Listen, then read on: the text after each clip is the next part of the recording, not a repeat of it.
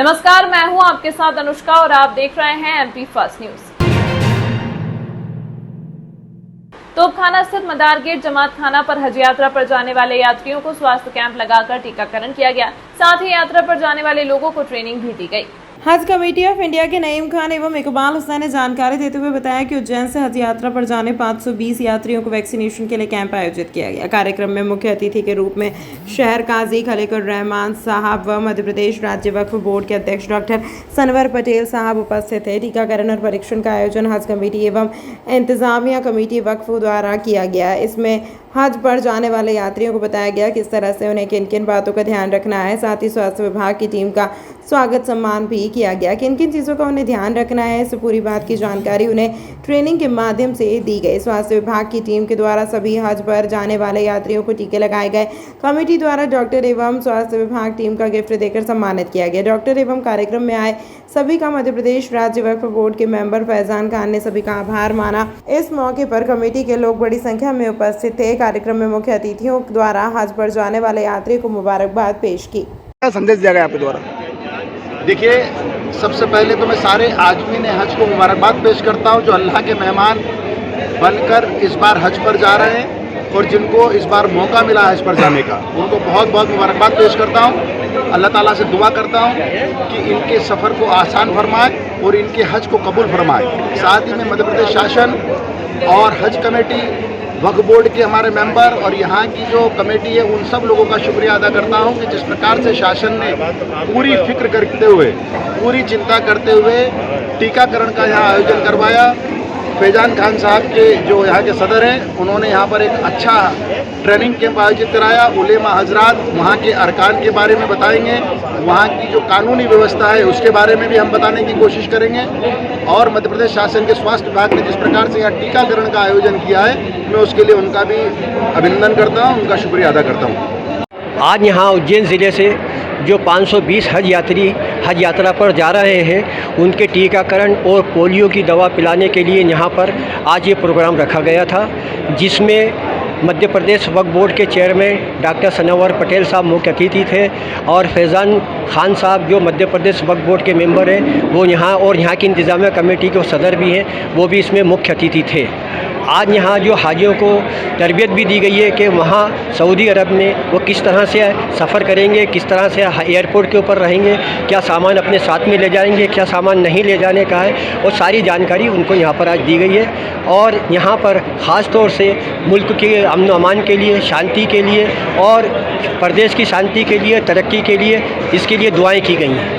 इनके द्वारा कैंप लगाए गए? ये एक दिन का कैंप लगा है यहाँ पर, और इसमें हम जो मेडिकल टीम आई हुई है, हम उसका भी शुक्रिया अदा करते हैं। ज़िला प्रशासन का हम शुक्रिया अदा करते हैं, और हमारे सीएमओ साहब, उन्होंने बहुत दिलचस्पी से इसमें काम लिया है, उनका शुक्रिया अदा करते हैं। और ख़ास तौर से हम जो मेडिकल टीम यहाँ पर आई थी, जिसमें 9 डॉक्टर और पैरा मेडिकल स्टाफ आया था, उनको हमने यहाँ पर जो छोटी सी गिफ्ट हमसे बनी थी, वो उन सबको उनके सम्मान में उनको गिफ्ट दी गई है। मेरा नाम Iqbal Hussain, x member Madhya Pradesh state हज कमेटी भोपाल। ये जो कैंप है असल में हज 2024 से जो हज कमेटी ऑफ इंडिया से, भारत सरकार से जो लोग हज यात्रा करेंगे उनके लिए रखा गया है, जिसमें जो मेंटेन जाइज का टीका और जो 65 साल से ऊपर वाले उनके लिए इन्फ्लुएंजा और पोलियो की जो दवा का प्रोग्राम होता है हज कमेटी ऑफ इंडिया की तरफ से, भारत सरकार की तरफ से, उसका प्रोग्राम रखा गया है। जो वैक्सीनेशन लगना इनको ज़रूरी था, और उसके अलावा जो हाजियों को ट्रेनिंग देना थी, वो ट्रेनिंग का प्रोग्राम रखा गया कि यहाँ पर इनको हज के सफ़र में क्या क्या एहतियात करना है, क्या करना है, क्या नहीं करना है। ऐसे कुल मिला के अपने उज्जैन ज़िले से जो है 505 हज यात्री हैं जो इस साल सिलेक्शन हुआ है, जिनका जो हज कमेटी ऑफ इंडिया से हज की यात्रा कर रहे हैं। तो उनका वैक्सीनेशन का प्रोग्राम और परीक्षण और जो है उनको ट्रेनिंग के लिए यहाँ पर बुलाया गया आज पूरा उज्जैन ज़िले को। हाँ, सम्मान का हमने ये करा है कि जो हमारी मेडिकल टीम आई थी, स्वास्थ्य अधिकारी साहब ने, सीएमओ साहब ने जो भेजी थी, उस पूरी टीम का हमने सम्मान करा है। जो छोटी सी गिफ्ट हमसे दी गई, उन लोगों का हमने अपनी तरफ से उनका एजाज़ करा है। मेरा मोहम्मद नईम, जिला हज कमेटी अध्यक्ष उज्जैन। कांग्रेस के लोकसभा प्रत्याशी महेश परमार ने स्ट्रांग रूम का निरीक्षण किया। इस दौरान उन्होंने सीसीटीवी कैमरे में देख तराना विधानसभा क्षेत्र के स्ट्रांग रूम में चिपकी स्लिप को फटा हुआ होने पर कलेक्टर से सुरक्षा व्यवस्था बढ़ाने की मांग की। साथ ही उन्होंने क्षेत्र में उपयोग हो रहे वाईफाई को भी बंद करने की बात कही। लोकसभा चुनाव संपन्न होने के बाद प्रत्याशियों को भविष्य engineering college state strong room में कैद है, जिसकी सुरक्षा व्यवस्था बीएसएफ के हाथों में है, लेकिन कांग्रेस के प्रत्याशी लगातार ईवीएम मशीन की सुरक्षा के लिए स्ट्रांग रूम का निरीक्षण कर रहे हैं। आज सुबह स्ट्रांग रूम का निरीक्षण करने के दौरान उन्होंने सीसीटीवी कैमरे के माध्यम से तराना विधानसभा क्षेत्र के स्टॉक रूम में दरवाजे पर लगी शासकीय स्लिप को फटा हुआ देख उन्होंने कलेक्टर से इस मामले की शिकायत की है। उन्होंने कहा तराना विधानसभा में छेड़छाड़ की गई है जिसकी जांच होनी चाहिए। साथ ही उन्होंने कॉलेज परिसर में वाईफाई व्यवस्था को बंद करने की भी मांग की है। उन्होंने बताया कि जिस तरह से बीजेपी 400 पार का नारा दे रही है, निश्चित ही वह एवं साथ छेड़छाड़ अपना टारगेट पूरा करेगी, इसीलिए हमें समय पर सुरक्षा व्यवस्था देखना पड़ रही है। मैंने हमारे साथी लोगों को यहाँ सब रुके हुए हैं देखा, मुझे थोड़ा लगा था कि तराना विधानसभा की जो परिचित, मैंने अभी कलेक्टर से नीरज सिंह जी से बात की कि मुझे लगा तो उन्होंने टीम से चेक करा के मैं आपको कराता हूँ, वो बाकी पर्चियाँ सब ठीक चिपकी हुई थी तराना विधानसभा की और एक विधानसभा की, और दोनों जगह थोड़ा सा मुझे लगा तो मैंने कहा है कि आयोग वो जो ARO उनको चेक कराएंगे तो फिर हम वापस कलेक्टर के माध्यम से चेक करेंगे। बाकी प्रयास है हमारा कि यहाँ सब कुछ कुशल मंगल रहे। जिस तरह से देश प्रदेश का वातावरण चल रहा है तो मुझे लगता है कहीं ना कहीं डर कहीं किस तरह का कुछ षड्यंत्र नहीं हो जाए। बाकी तो सब महाकाल सुरक्षा की तो मांग की यहाँ ईवीएम सुरक्षित रहे, क्योंकि सब भविष्य इसमें बंद है महाकाल कृपा से, तो फिर 400 पार का झूठा नारा देने वाले कुछ भी कर सकते हैं, थोड़ा इसलिए सजगता की जरूरत है। कलेक्टर उज्जैन नीरज कुमार सिंह ने शहर का सघन भ्रमण कर सफाई व्यवस्थाओं का जायजा लिया। उन्होंने नगर के प्रमुख नाले नालियों के साफ सफाई कार्य का बारीकी से अवलोकन किया। उन्होंने निरीक्षण के दौरान कुछ नालों में गंदगी और पानी के जाम होने की स्थिति पाए जाने पर असंतोष व्यक्त करते हुए कहा कि बारिश को ध्यान में रखते हुए आगामी 15 दिनों में सभी प्रमुख नाले नालियों की वास्तविक रूप से सफाई की जाए। सबसे पहले कलेक्टर जोन 6 अंतर्गत आदर्श नगर पहुंचे।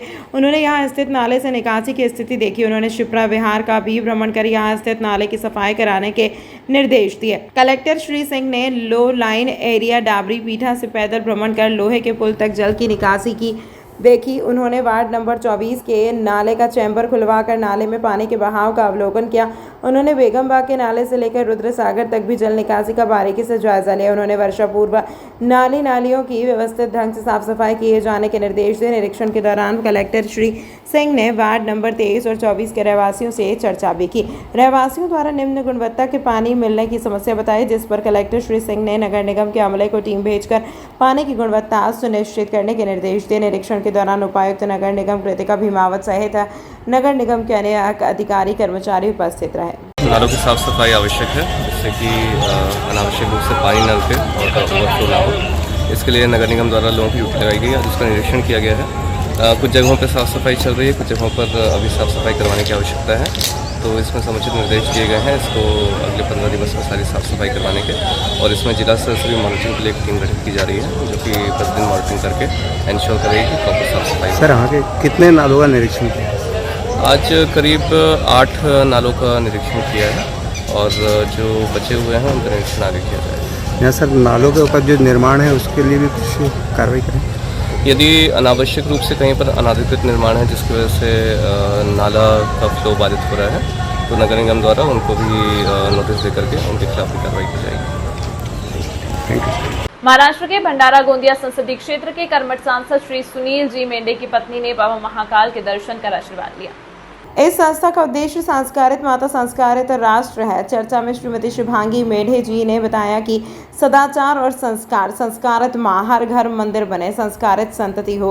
इस हेतु 14 वर्ष पूर्व विश्व मांगल्य सभा की स्थापना की गई, जो कि अब अभियान का रूप ले चुका है। विश्व मांगल्य सभा धर्म के प्रति जागरूक करने का एक सबसे बड़ा माध्यम है। हिंदू धर्म में एक अच्छी माँ होना और अच्छे संस्कार बच्चों में होना सबसे अति आवश्यक है। हमारे जनप्रतिनिधि हमारे आदर्श होते हैं, इसीलिए खास करके यह अभियान आने वाले 24 जून की संसद की शपथ लेने वाले जनप्रतिनिधियों के साथ जुड़कर चलाया जाएगा। इस मौके पर श्रीमती सुनीता पाटिल प्रांत संयोजिका मेधा जैन संगठक उज्जैन, श्रीमती अमिता यादव विभाग संयोजिका आदि लोग बड़ी संख्या में उपस्थित थे।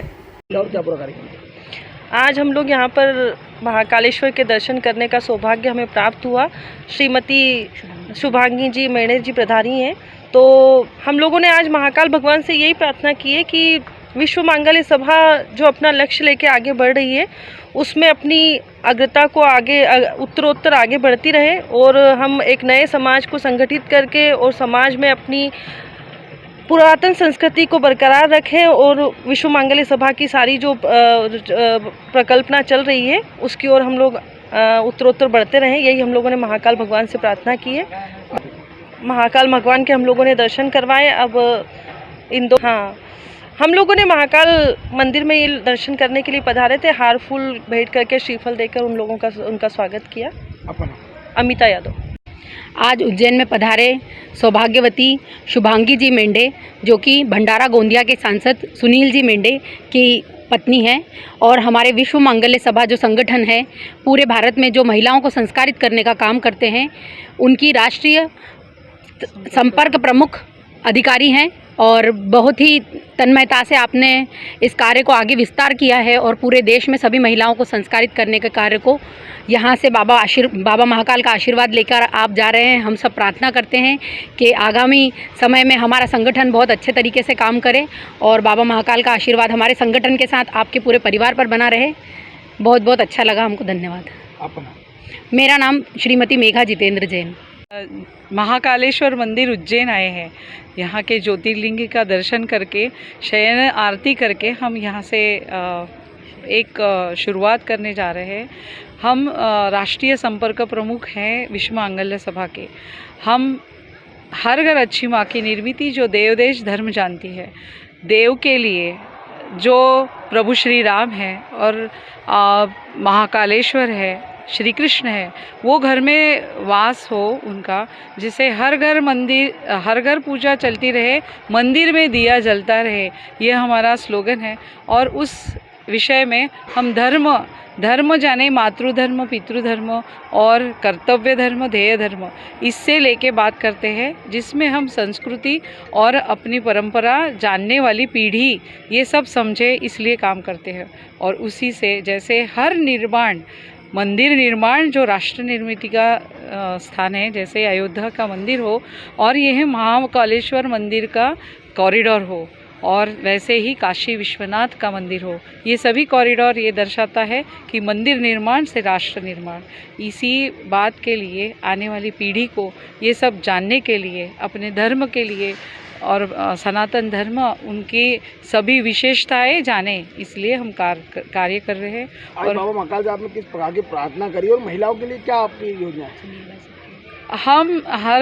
मैं एक सांसद पत्नी हूँ। मैं लोक प्रतिनिधि परिवार संपर्क का काम करती हूँ। विश्व मांगल्य सभा से पिछले 3 साल से जुड़ी हूँ और मेरा कार्य है कि हर लोक प्रतिनिधि के घर में उनके घर का वातावरण कैसा रहे और वहाँ सेवा, सदाचार और संस्कृति का हमेशा ध्यान रखा जाए, इसलिए कार्यरत हूँ। और इसी के लिए मैं आने वाले अभी 2-4 जून को जो जितने भी सांसद बनेंगे उनके परिवार में, लोक प्रतिनिधि परिवार में उनके घर का वातावरण कैसा रहे, उस पे काम करने वाली हूँ। और मेरा काम ही है कि प्रतिनिधि के घर में संस्कार और परंपरा कैसे जच रही है और या पीढ़ी कैसी बन रही है, उसके लिए हम काम करते हैं और वैसा ही काम हम अविरत करते रहेंगे। देश भर में सभी जगह मेरा काम चलता रहेगा और उसी हिसाब से हर माँ का जो जिम्मेदारी है, अपना घर कैसे सुरक्षित रखे।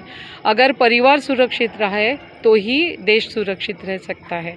और उसी संकल्पना से हम हर घर अच्छी माँ की निर्मिति, वो जो देव देश धर्म जानती है, ऐसे प्रचार प्रसार कर रहे हैं।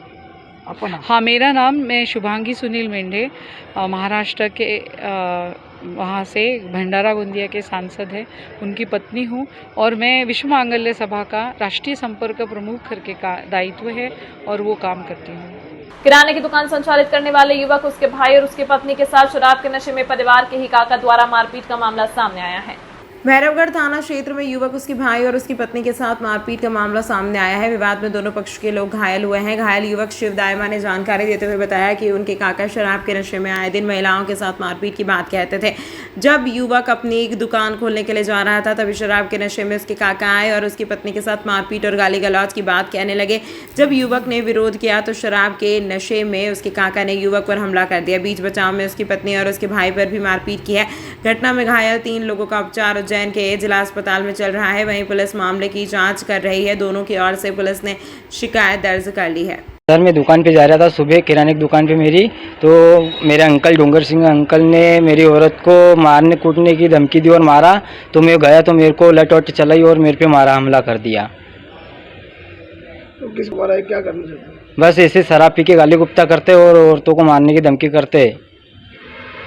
कितने टाइम से परेशान कर रहे हैं? साल भर से परेशान कर रहे सर। कौन से गांव में बात हुई? पूरी खेड़ा गांव सर। क्या नाम है आपका? शिव दाईमा। कहाँ पे रिपोर्ट लिखा? यह भेरूगढ़ थाना पे सर। अभी कितने लोग घायल हुए? सर 3 लोग घायल हुए हम। नगर निगम के गोंदिया स्थित ट्रेंचिंग ग्राउंड में कचरे के ढेर में भीषण आग लग गई। इसके बाद दोपहर से आग पर काबू पाने की कोशिश की जा रही है। अधिकारियों के अनुसार हर साल की तरह इस बार भी गर्मी के कारण कचरे ने आग पकड़ ली। आग बुझाने के लिए 15 कर्मचारियों की टीम ने 2 पानी के टैंकर, 4 फायर फाइटर और पीएचई के 15,000 लीटर पानी के टैंकर का उपयोग किया। इसके बाद भी आग पर काबू नहीं पा सके। इन सब के चलते आसपास के ग्रामीणों को खतरनाक धुएं और बदबू से गुजरना पड़ रहा है। पिछले साल भी आग इस महीने लगी थी, जिसे बुझाने में 8 दिन से ज्यादा का समय लग गया था। हर साल लग रहे इस आग से निकलने वाले जानलेवा धुएं से ग्रामीणों को बचाने और कचरे का सही प्रबंधन करने में प्रशासन नाकाम है। नगर निगम ने 2016 में शहर से दूर ग्राम गोंदिया में कचरे से जैविक खाद बनाने का प्लांट लगाया था। प्लांट में शहर भर से इकट्ठे कचरे को छांटकर उसमें से गीले कचरे से खाद बनाते हैं और बाकी सूखे कचरे को रिसाइकल के लिए सीमेंट प्लांट भेज दिया जाता है। लेकिन हमेशा सूखा कचरा सही समय पर निर्यात नहीं होने के कारण ट्रेंचिंग ग्राउंड में कचरे का ढेर लगा रहता है और हर गर्मी में भीषण आग लगती है। इसके चलते हजारों लीटर पानी व्यर्थ जा रहा है। फल फ्रूट का व्यापार करने वाले युवक के साथ तोल कांटा उधार लेकर खराब करने की बात को लेकर आरोपी ने घर में घुसकर की मारपीट। 3 लोग घायल, जिला अस्पताल में उपचार जारी। पुलिस कर रही है मामले की जांच। उज्जैन चिमनगंज थाना क्षेत्र के नगरकोट दुर्गा कॉलोनी में रहने वाले एक युवक और उसके भाइयों के साथ मारपीट का मामला सामने आया है। बताया जा रहा है कि युवक ने अपने परिचित से फल फ्रूट तोलने के लिए कांटा उधार लिया था। जब 2 दिन बाद कांटा लौटाया तो सामने वाले युवक ने कहा कि इसे तुमने खराब कर दिया है। युवक ने कहा कि तुम मेरा कांटा सुबह ले लेना, लेकिन आरोपी युवक ने उसकी एक न मानी और उसके साथ गाली गलौज करते हुए मारपीट शुरू कर दी। मामले में बीच बचाव करने आए 2 भाइयों को भी चोट आई है, जिन्हें उपचार के लिए जिला अस्पताल में भर्ती कराया गया है। नाम के छोरे ने 2-3 दिन के लिए मैंने उनसे कांटा उधार मांगा था सर, तो उनने दिया था। तो उसके बाद उसके 2-3 दिन बाद उनने बोला भाई मेरा कांटा मेरे को दे दे। तो सर मैंने उसका कांटा देने गया, घर दिया, उसकी मम्मी को दिया। फिर उसके बाद उसका भाई भी था, उसको छोटा वाला उसको भी मालूम थी। तो उसके बाद उसका भाई आया बड़ा वाला और सर हमको कहने 11 साढ़े 11 बजे रात को आया।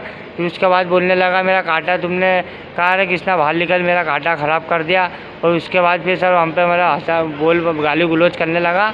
फिर उसके बाद कहने लगा कि मेरा कांटा दे दो, नहीं तो तुम्हारा कांटा दे दो। तो सर मैंने बोला सुबह ले लेना तुम्हारा कांटा, क्योंकि अभी हम फल फ्रूट बेचने काय से जाएंगे माल हाल।